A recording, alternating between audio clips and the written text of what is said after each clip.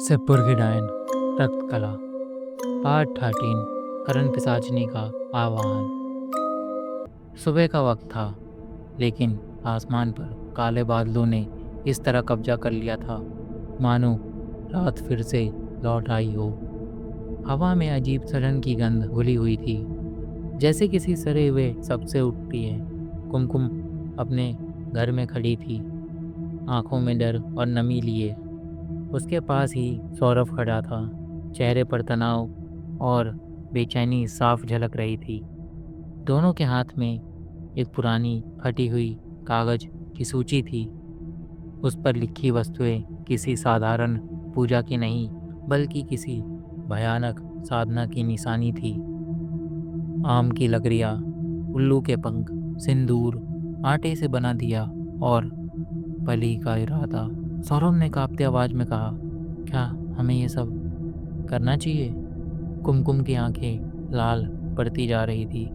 उसने धीमे स्वर में जवाब दिया, अब पीछे लौटने का कोई रास्ता नहीं, वरना वो हमें कभी नहीं छोड़ेगी। अमावस्या की रात, आसमान में चांद गायब था। चारों ओर घना अंधेरा और मौत सा सन्नाटा। हवा में कोहरा और सड़ने की गंध भर गई थी, जैसे जंगल खुद सांस रोक खड़ा हो। कुमकुम और सौरभ कांपते कदमों से जंगल पार कर नदी किनारे पहुंचे।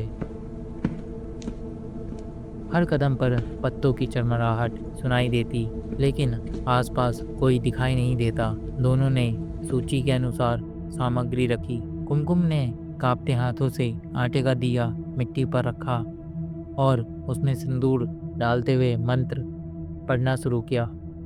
सौरभ ने उल्लू के पंख और आम की लकड़ियां जलाकर चारों ओर घेरा बना दिया।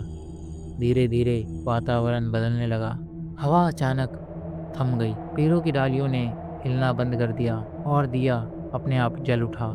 ऐसा लग रहा था जैसे उसे बुलाया नहीं, वो खुद आई हो। लौ की रोशनी में कुमकुम का चेहरा और डरावना हो गया। चौड़ी आंखें, नीले होंठ और माथे पर पसीने की बूंद। तभी आग से उठता धुआं ऊपर जाने लगा और धीरे धीरे एक आकृति का रूप लेने लगा। एक औरत की परछाई बनी। उसका चेहरा अप्सराओं सा था। कोई भी आदमी उसे देखकर एक बार में ही उसके मुंह जाल में फंस जाए, लेकिन उसकी आंखें जलते अंगारों की तरह लाल थी। उन आंखों से निकलती आग मानो आत्मा को जला रही थी। अचानक उसकी हंसी गूंजी। तुमने मुझे बुलाया है, अब जान देकर ही मुझे विदा कर पाओगे।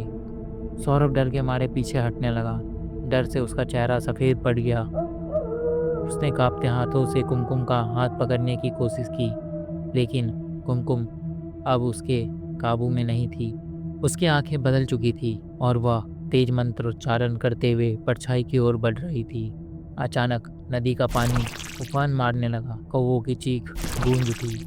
हवा में खून और राख की गंध फैल गई। वह आकृति अब साफ दिख रही थी।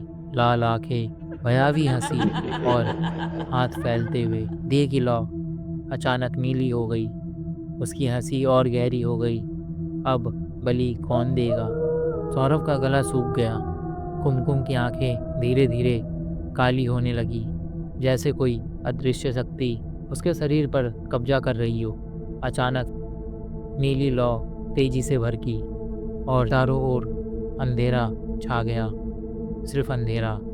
उस पल किसी को समझ नहीं आया कि क्या हुआ, लेकिन इतना तय था, कहानी यहीं ख़त्म नहीं होती। असली कहानी तो अब शुरू होती है।